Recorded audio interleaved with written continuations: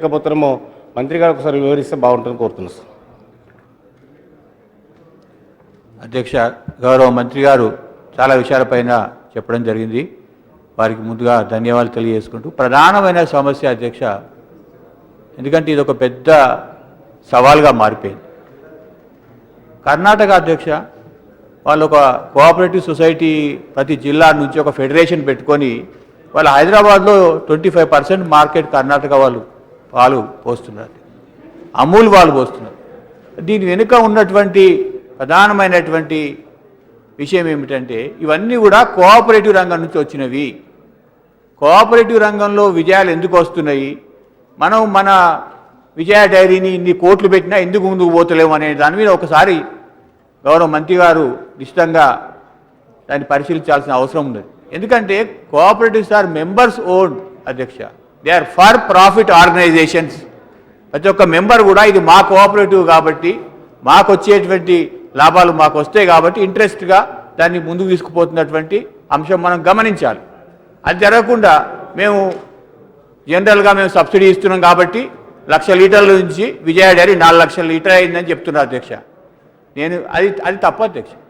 చాలామంది ప్రైవేట్ వాళ్ళు ఆ 4 రూపాయలు తీసుకొని బ్రహ్మాండంగా విజయ డైరీకి పోసిన విషయం అందరికీ తెలిసింది. కాబట్టి ఈజ్ ఇంపాసిబుల్ అధ్యక్ష. 1-2 సంవత్సరాల లోపల 1,00,000 లీటర్లు 4 లక్షల లీటర్లు అయిందంటే నేను మాత్రం నమ్మను అధ్యక్ష. ఎందుకు చెప్తున్నా అంటే, ప్రజాధనాన్ని నిజంగా కూడా మరి గ్రామాల్లో ఉన్నటువంటి రైతులకు చేరాలనేటువంటి ఉద్దేశం ఉన్నట్టయితే నిజంగా వాళ్ళ దగ్గర ఉన్నటువంటి కోఆపరేటివ్ సొసైటీకి ఇస్తేనే అది నిజంగా కూడా రైతులకు పోతుంది. ఈ విషయం ప్రపంచవ్యాప్తంగా రుజువైంది, మన దగ్గర రుజువైంది. మన దగ్గర డైరీలు ఉన్నాయి కదా అధ్యక్ష. ఒకసారి మంత్రి గారు పోయి చూసినా అన్నారు, మరి ఎట్లా ఫంక్షన్ అవుతుంది ఆ డైరీ అధ్యక్ష? నిజంగా చెప్పాలంటే ప్రభుత్వం కోఆపరేటివ్స్కి ఏం చేయొచ్చు అనే ఒక ప్రధానమైన ప్రశ్న వస్తే మీరు ఏం చేయకండి, పైసలు కూడా ఇవ్వకండి, కానీ అందులో ఏళ్ళు పెట్టకండి. కోఆపరేటివ్స్ని వాళ్ళు పని చేసుకొని ఇవ్వండి. అట్లా చేయడం లేదు అధ్యక్ష. మీరు 4 రూపాయలేమో జనరల్గా సబ్సిడీ ఇస్తున్నారు. కోఆపరేటివ్స్ ఎటుపోవాలి అధ్యక్ష? 4 రూపాయలు ఉంటే market it's not a market distortion. Economic తెలిసినట్టు ఎవరు కూడా చేయనటువంటి విషయం. 4 రూపాయలు ప్రైవేట్ వాళ్ళకు మీరు ఇచ్చి కోఆపరేటివ్స్ని మార్కెట్లో నిలదొక్కమంటే ఎట్లా నిలదొక్కుంటారు అధ్యక్ష? అది పాసిబుల్ కాదు. నేను ఎందుకు చెప్తున్నట్టు ఇదంతా, మీరు ఒక పాలసీ నిర్ణయం తీసుకునేటప్పుడు దయచేసి ఇవన్నీ కూడా క్షుణ్ణంగా పరిశీలించి ఒక నిర్ణయం తీసుకొని భవిష్యత్తులో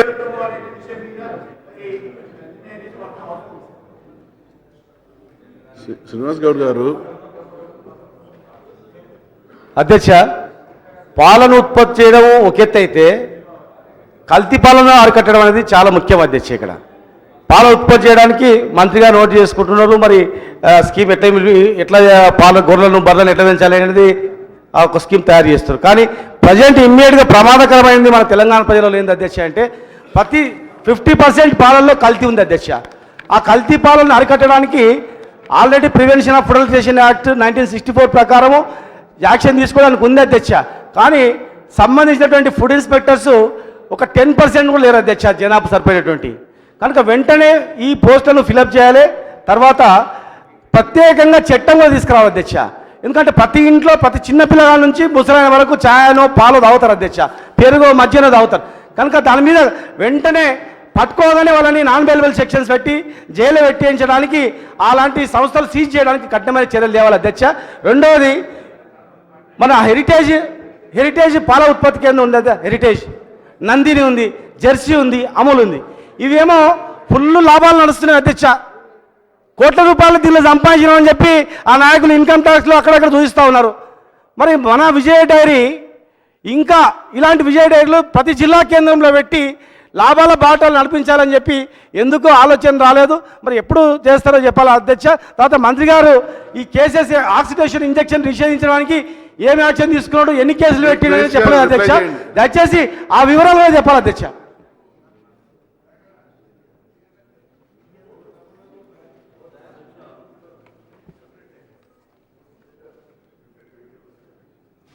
రామలింగారెడ్డి గారు మాట్లాడుతూ అధ్యక్ష,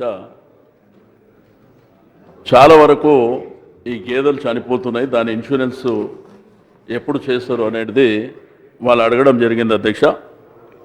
మరి డెఫినెట్గా ఈ బడ్జెట్లో 4 కోట్ల రూపాయలు మనం ఇవ్వడం జరిగింది అధ్యక్ష. ఈ ప్రక్రియ ఆల్రెడీ మనం ప్రారంభం చేయడం జరిగింది. దీనికి ఇన్సూరెన్స్ కంపెనీస్తో కూడా మనం మాట్లాడుకోవడం జరిగింది అధ్యక్ష. మరి అదేవిధంగా హెల్త్ డిపార్ట్మెంట్ అధ్యక్ష, పబ్లిక్ హెల్త్ నుంచి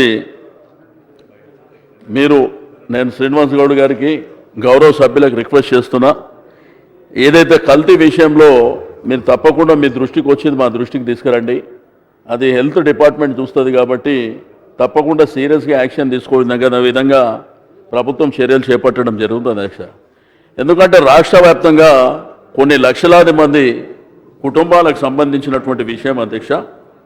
మరి అదేవిధంగా రమేష్ గారు చాలా ముఖ్యమైనటువంటి అంశాలు చెప్పిండ్రు, కానీ ఇప్పుడు కోఆపరేటివ్ని ప్రమోట్ చేయడం అని చెప్తే బాగుంటుంది, కానీ వేరేది బోకస్ అనే విధంగా మాట్లాడడం కరెక్ట్ కాదనేది నా అభిప్రాయం.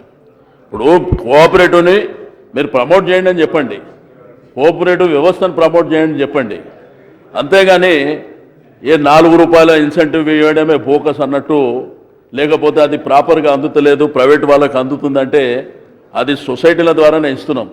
మీకేదైనా అదనంగా ఇన్ఫర్మేషన్ ఉంటే తప్పకుండా మా దృష్టికి తీసుకురండి, యాక్షన్ తీసుకోవడం జరుగుతుంది. అంతేగాని 1,00,000 నుంచి 4.5 లక్షల వరకు మనం పెంచిండ్రంటే దాని వెనుక చాలా కృషి ఉంది అధ్యక్ష. అదేవిధంగా ఇది సొసైటీల ద్వారానే సేకరిస్తున్నాం అధ్యక్ష, బిల్స్ కూడా సొసైటీల ద్వారానే మనం డిస్పాచ్ చేస్తున్నాం అధ్యక్ష. మీరు కోఆపరేటివ్ వ్యవస్థని ప్రమోట్ చేయండి. నేను అంటున్నా, మీరు కర్ణాటక చెప్పిండ్రు, మరి కర్ణాటకతో పాటు వాళ్ళు ఏ విధంగా ప్రమోట్ చేయగలిగినారంటే, గత అనేక సంవత్సరాల నుంచి గతంలో ఉన్నటువంటి పాలకులు మన విజయ డైరీని అణగదొక్కి, మన కరీంనగర్ డైరీని, నల్గొండ డైరీలను అణగదొక్కి ప్రైవేట్ వాళ్ళని ఎంకరేజ్ చేయడం, వాళ్ళు ఆ విధంగా వాళ్ళతోని మరి వీళ్ళ ఉన్నటువంటి ఒప్పందాల మూలంగా చేసిరు అధ్యక్ష. కానీ ఈరోజు మన డైరీని మనం ప్రమోట్ చేయడానికి, సేమ్ టైం కోఆపరేటివ్ వ్యవస్థను కూడా ప్రమోట్ చేయడానికి మరి ఇప్పటికే 2 మీటింగ్స్ కూడా చేపట్టడం జరిగింది. నేను కరీంనగర్ డైరీ వాళ్ళని, నల్గొండ డైరీ వాళ్ళని కూడా పిలవడం జరిగింది అధ్యక్ష. వాళ్ళు ఏమంటారంటే, ఈ 4 రూపాయల ఇన్సెంటివ్ మాకు కూడా ఇస్తే బాగుంటుంది కదా అనేటువంటి భావన. వాళ్ళ అభిప్రాయం మంచి అభిప్రాయమే, కాదనడానికి లేదు. కానీ కాలక్రమేణా ఓవర్ నైట్ లోపల అన్నీ జరగవు కాబట్టి దీన్ని తప్పకుండా భవిష్యత్తులో పరిశీలన చేసి ప్రభుత్వం ఆ ఆలోచనలో ఉందని చెప్పి నేను ఈ సందర్భంగా తెలియజేస్తున్నాను అధ్యక్ష. తప్పకుండా రాబో రోజుల్లో దీన్ని ఒక మోడర్న్గా లాలపేట్ డైరీని మనం ప్రమోట్ చేయాలన్నటువంటి సంకల్పం ఉంది అధ్యక్ష. తప్పకుండా అందరి సహకారం ఉంటే ప్రభుత్వం అన్ని విధాలుగా ముందుకు వెళ్ళడానికి చేయడానికి సిద్ధంగా ఉంది అధ్యక్ష. తప్పకుండా మీ నియోజకవర్గాల్లో ఉన్నటువంటి రైతులను కూడా ప్రైవేట్ వాళ్ళకి ఇవ్వకుండా విజయ డైరీకి ఇచ్చే విధంగా మీరందరూ మరి సహకరించవలసినటువంటి అవసరం ఉన్నదని చెప్పి నేను ఈ సందర్భంగా తెలియజేస్తున్నా అధ్యక్ష. ఎందుకంటే మన వ్యవసాయానికి అనుసంధానంగా ఉన్నటువంటి కొన్ని లక్షలాది మంది జీవితాలు దీని మీద ఆధారపడ్డదనేటువంటి ఉద్దేశంతోనే గతంలో కూడా అధ్యక్ష ఎక్స్గ్రేషియా కూడా 1 లక్ష రూపాయలు ఇస్తుండే, దాని ఇప్పుడు 6 లక్షల వరకు తీసుకెళ్లడం జరిగింది. అంటే మన రాష్ట్రం వచ్చిన తర్వాత మన ముఖ్యమంత్రి గారు మరి వీళ్ళకందరికీ మేలు చేయాలనేటువంటి సంకల్పంతో చేస్తున్నామని చెప్పి నేను ఈ సందర్భంగా